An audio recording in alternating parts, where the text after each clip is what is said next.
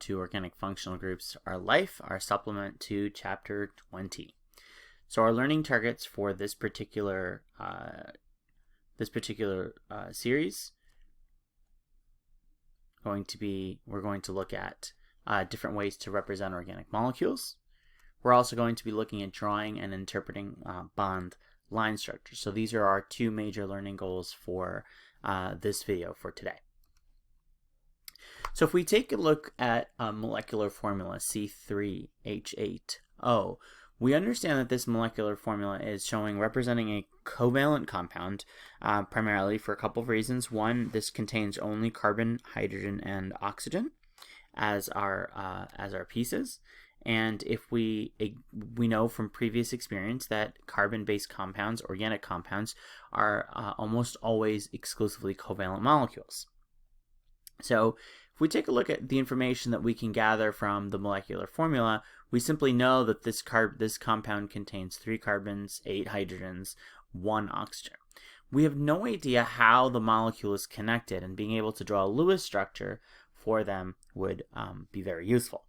So if we were to try to draw a Lewis structure for them, we can draw something like this, draw a more condensed version of what we're trying to demonstrate to the audience, or what we're trying to communicate to somebody. This is called a condensed structure.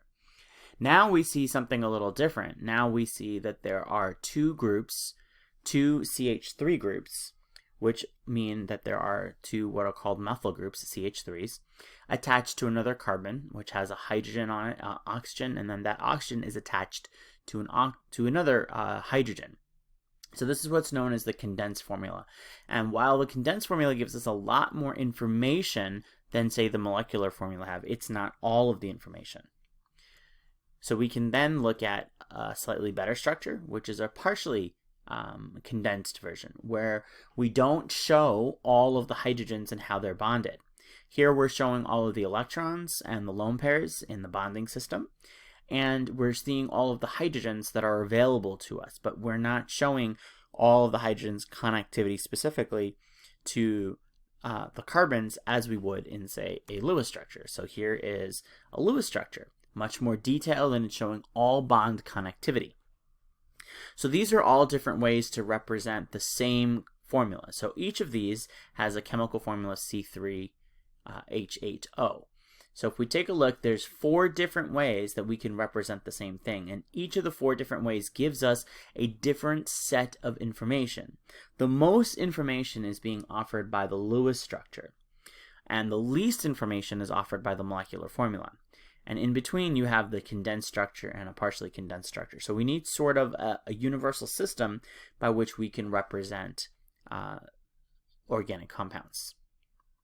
So if we take a look at the 3 systems that we have established already, we have the Lewis structure, the partially condensed, the condensed, and the molecular formula.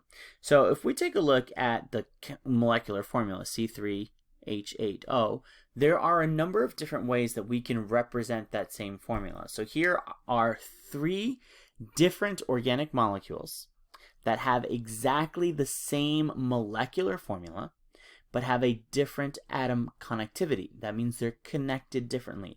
They're bonded in different ways. So if we take a look over here at the molecule isopropanol, here we have the O attached to an H attached to the second carbon in the 3-carbon chain. This is the molecule that we refer to when we call isopropanol. We can then move that OH to the outside carbon, here, carbon 1, and then we have a new molecule called propanol. Now these 2 molecules, while they're related to each other through the molecular formula, they have no properties that are similar to each other in terms of physical properties. They have different melting points, they have different boiling points, they have different chemical reactivities altogether. And then finally we have this other structure over here where we can move this O in between one of the carbons in the structure, and move the H onto the carbon, which is what we've done here. And here we have a structure called ethyl methyl ether. Now again, all of these 3 structures are related by the molecular formula, but they're connected differently. So we can see that the molecular formula is going to be the least useful of the series because we have 3 different compounds represented by the same molecular formula. The condensed formula gives us a little bit more information, but it's not as detailed as, say, the Lewis structure. So here we need to identify what the relationship is between these three compounds that we have. The three compounds are referred to what we call an isomer, having a same structure, same molecular formula, but a different atom connectivity. So as we go forward and look at the Lewis structure, we need to find ways to represent it. So here's a more complicated molecule. Here's the drug compound amoxicillin. This is a famous antibiotic. It was one of the first and early antibiotics of its kind. It's used to kill off bacterial infections that you might have. So here's the structure showing the complete Lewis structure. This shows all of the detail of the molecule. Now this is exceptionally impractical. When we look at it, it's huge and it's cumbersome to look at. I don't even know where to begin to look at the structure. We have all of these hydrogens popping out from everywhere. You have carbon groups here.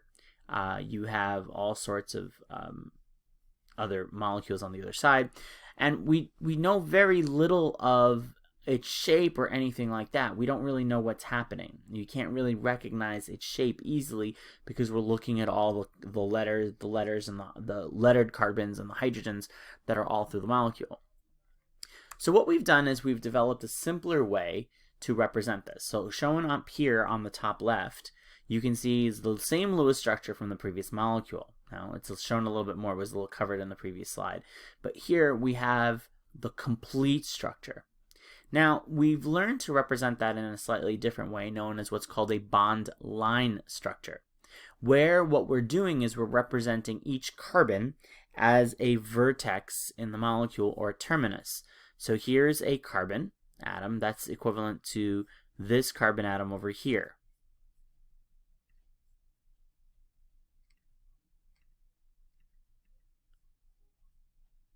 Let's get our pen over here. So we have this carbon atom here is the same as this carbon atom here. And what we're seeing is the carbon atoms are represented by vertices this way where they're joined together. So that's our carbon atom. And the hydrogens are what we call implicit atoms when they're attached to carbon. So we can determine the number of hydrogens based on carbon. We're going to look at this in a lot more detail in the next few slides. But what we're doing here is we're showing that this bond line structure here makes a lot more sense in the context of how it appears in terms of its utility compared to the Lewis structure. While the Lewis structure has its place, the bond line structure is much easier to work with and develop from. So let's start learning how to read the bond line structures. So here is a simple bond line structure system that we have where there's a 6-carbon chain. Here it has only single bonds in our first example. Our second example has a double bond. And our third example has a triple bond, which we've already talked about before as alkanes. We have alkanes here. Alkenes. And alkynes. So, how do we read these? So each corner or the end point, here's an end point, okay, or each vertex, that is where two lines are joined together, that's here, will represent a carbon atom. So the two red dots that I just placed on the alkane structure represent a carbon atom, okay. So in this case, there are 6 carbon atoms in the alkane structure where there are vertices. There are 4 vertices. We have 1 here, 2, 3, 4 vertices, and 2 termini, or endpoints here. So that totals to 6 carbons in the structure. So then we look over here, and we see that this is an alkene. So here we have a terminus, so that's 1 carbon there. Here we have a vertex, where there are 2 lines coming together, so that's a 2nd carbon. Here's another vertex, a 3rd carbon, and finally we have a terminus here. So there are 4 carbons in the alkene structure. Here in the alkyne structure, now this is a little different because you have a terminus here. Here you have 2 lines meeting with what appears to be a triple bond. So here's 1 bond, 2 bond, 3 bonds. That is what we call a triple bond. And then you have another carbon on the other side. Again, these are where 2 lines are meeting. and then here you have an endpoint. So you have two internal lines where they're meeting. Here the vertex there, the angle is 0. And on this one you have a double bond here, one there and one here. So you can represent what's happening there with carbon atoms. So in each of these structures, here we had 6 carbon atoms. Here we had 4 carbon atoms. And here we also had 4 carbon atoms. Okay. So the zigzag format that we see there represents is something that's actually important in representing the accuracy of the tetrahedral and the trigonal planar atoms. If we remember going back to molecular geometry, that any tetrahedral atom, the bond angle is 109.5. So looking at the alkane structure, this zigzag pattern that we see here, the up and down pattern, sort of represent very similar to the tetrahedral pattern. Okay? So that allows us to demonstrate the shape of the molecule. And looking here at the alkane structure, this represents a planar version where the hydrogens are not shown here. We'll talk about that in a minute. But there, again, it's representative of the shape that we have. So the bond angles represent the tetrahedral and the trigonal planar, and also the linear geometry of the alkyne, where the C triple bond C here represents a linear structure that we've studied before. So carbon atoms are not labeled in any of these compounds, but they're assumed to be located at every corner and endpoint on the zigzag or on the linear structure in each of these compounds. So this makes it a lot simpler in terms of being able to visualize, right? But it makes it difficult to learn how to visualize that. So that's what we're going to be reviewing now. How do we move this into something that makes sense to us? Okay. We also need to recognize that hydrogen atoms are not shown. They're not ever drawn on the carbons, and that's primarily because we know that carbon can make a maximum of 4 bonds. So that means everything else that's not explicitly drawn must be a hydrogen, because organic molecules are composed of carbon and hydrogen mostly. So we'll practice that in 1 second here. So here's an example of where the hydrogens are. You must be able to use the bond line structure to figure out the hydrogens. So on this end over here, we have a carbon, and we know that that is only bonded to one other carbon over here, next to the C double bond O. So that means there are supposed to be 4 bonds in total. 1 bond is directly connected to the carbon atom, so that leaves 3. Which means that this terminus, there must be 3 corresponding hydrogens, and here they are. Okay, so let's look at the second carbon piece here. That's carbon 1. Let's look at carbon 2. In this particular case, we see different bonding sets. Here's bond number 1. Here's bond number 2. Here's bond number 3. And here's bond number 4. Okay, so we see that this carbon on the second positioned carbon has 4 structures already attached to it, which means that this carbon here has no hydrogens on it.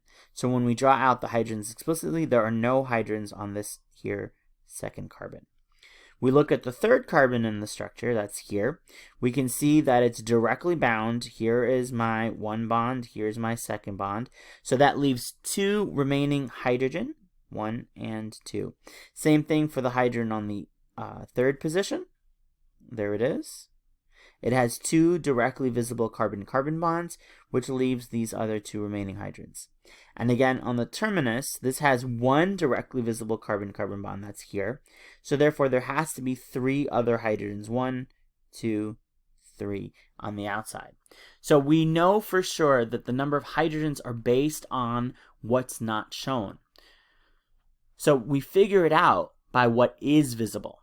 So if we know that carbon atoms have the direct connectivity, we know that they have a maximum of 4 bonds. So depending on how many bonds are clearly visible, the number of bonds that are remaining belong to hydrogen. So let's take a moment, pause here, and we're going to take a moment to practice. Okay, practice identifying the location of the carbon atoms in all these. So for your note, these are all C6H14. So go ahead and try these and see if you get C6H14. Pause the video here and continue on to go through the answers. So let's look at the answers for this problem. If we take a look here, we have one carbon atom. We start at every endpoint and vertex. So 2 carbon atoms, that's a vertex. 3 carbon atoms, 4, 5, 6. 1, 2, 3, 4, 5, 6. So that means there are 6 carbon atoms in this structure. Let's go through our hydrogens. Here on carbon number 1, there's 1 line, 1 bond visible. So therefore there must be 3 hydrogens here to give us a total of 4 carbon atoms. 4 bonds to that carbon atom.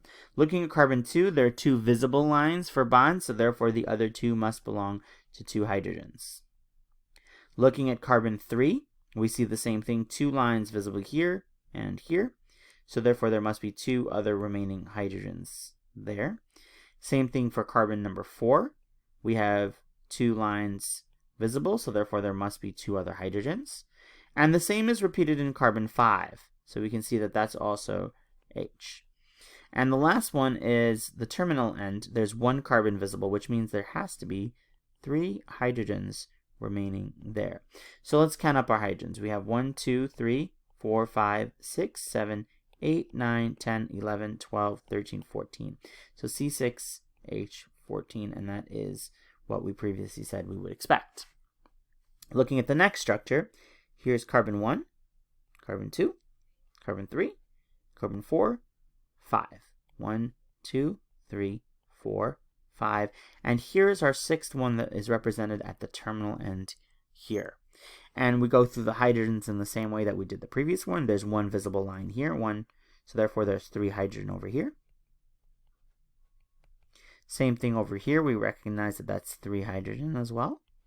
There's 1 visible bond. Lastly, there's 1 visible bond here. We recognize that, so there's 3 hydrogen there. And the remaining here are these other 3. So if we take a look, there's 2 visible bonds here and here on carbon 4. Therefore, there's 2 other hydrogens. And going here at carbon 3, there's also 2 other visible lines, so H and H.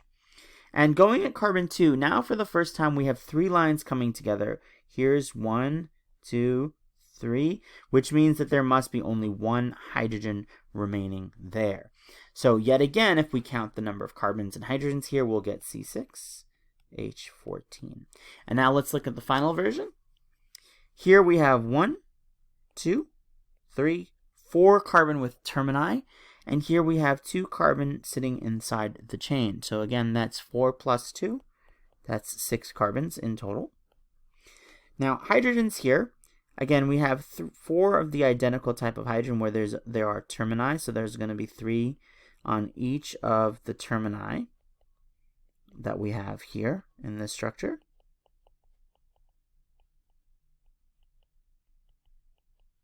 And finally, we have the center carbon here, which both of them look exactly the same.